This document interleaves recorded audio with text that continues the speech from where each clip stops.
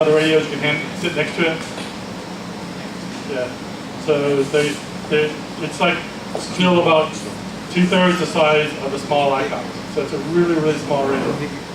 So Yaesu is really big in amateur radio, and they make some pretty good radios out there.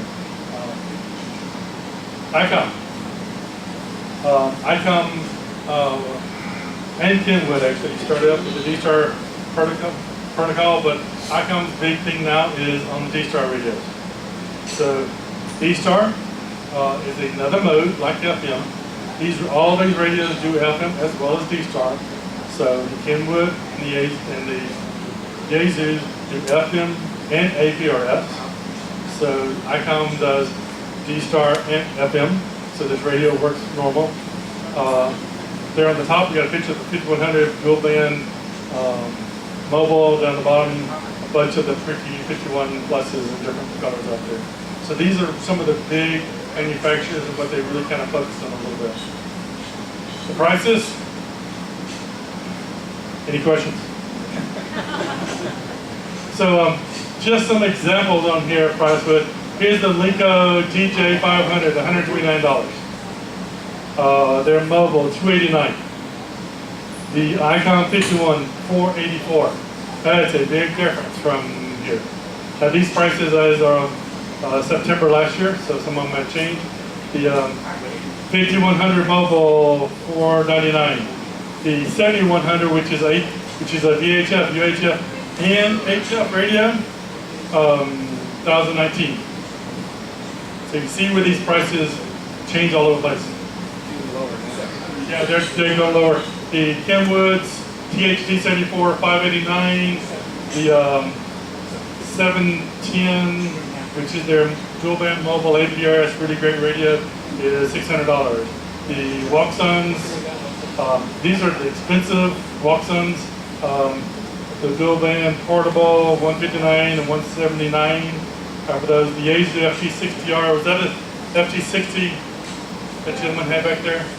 That radio, is that FT60? No, okay. Those radios are $139 FT70s. The 8900s, which is a quad band radio, $329. The 400, 100, 400 is $600, $309. So you see these prices are all over the board. You go from $25 to $1,000 in radios. So it makes a lot of sense to do a little bit of homework before you decide which one that you want. The last thing you want to do is spend $1,000 and never use it, as opposed to $25 and it breaks it quick. It's one of the things that you just need to look at. Talked about a lot of things. Some of them are boring. A lot of folks might have already known these things. So questions? Yes? What's your favorite radio for a beginner? What's my favorite radio for a beginner? The one you can afford. The one you can afford is one. Although I've had people come up to me and ask that question, it's like, oh, I was expecting to drop $1,000 on. That's a different question. It really is. And you don't have to break the bank. There's no need to break the bank here. So what's your favorite radio that I'd recommend? You know, there's one part of me that puts the ID51 out, this radio, that I carry around. And one of the reasons why I say that for beginners, it has what's called DR mode in it, which is radio has a GPS built into it. And it actually has a database of repeaters in here. So I usually go to the radio right now, kill somebody, and say, tell me where the nearest repeater is. Selective. And I'm on that repeater. I will find it. I didn't put in a single frequency, a tone, offset, anything. It's all in there. I just went to the radio and said, tell me where the nearest repeater is. That's a pretty nice feature. So for new users, that's kind of a nice thing. It's a little bit more expensive radio out there. So it really depends on where you get it. The Walkson, the WA4YIH, however you pronounce them, however they are, you know, those are some great numbers. I've heard a couple clubs that give them to brand new members. You join the club, they give you a radio. Some people like that, some people don't like that. It's got some advantages, disadvantages. So it's one that I really can't answer that question because I need a little bit more information about what you want to do. How much money you got, what all these things out here. And so that makes it a little bit of a question I have. Yes? Okay, so in the $100 to $200 range, what is your best thought? In the $100 to $200 range. So let me turn that question about. In the $100 to $200 range, what would y'all buy? FT60 if it's a handheld. FT60? FT70. Yeah, FT60, 70. Those are dual band FM radios.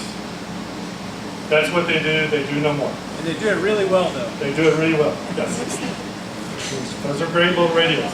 So that's an example. Yes. And you can program them with the RT system software or Chirp.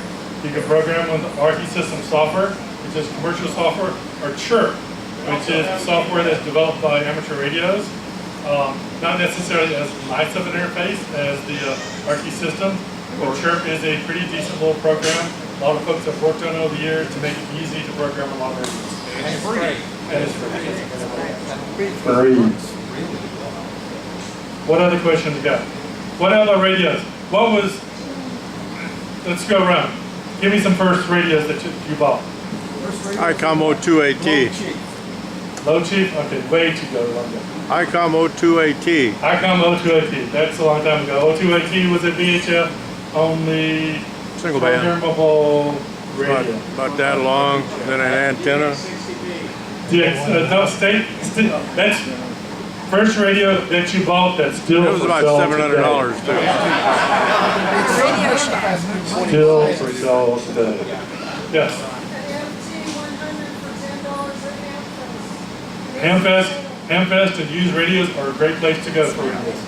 You can get some really good radios there. So there's a lot of insets out there. Yeah. You still find it used in FT8900.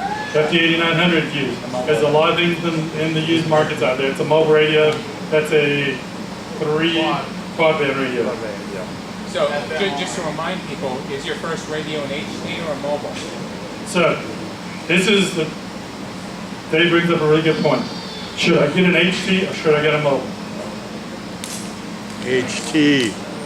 That's a really good question. HT or mobile?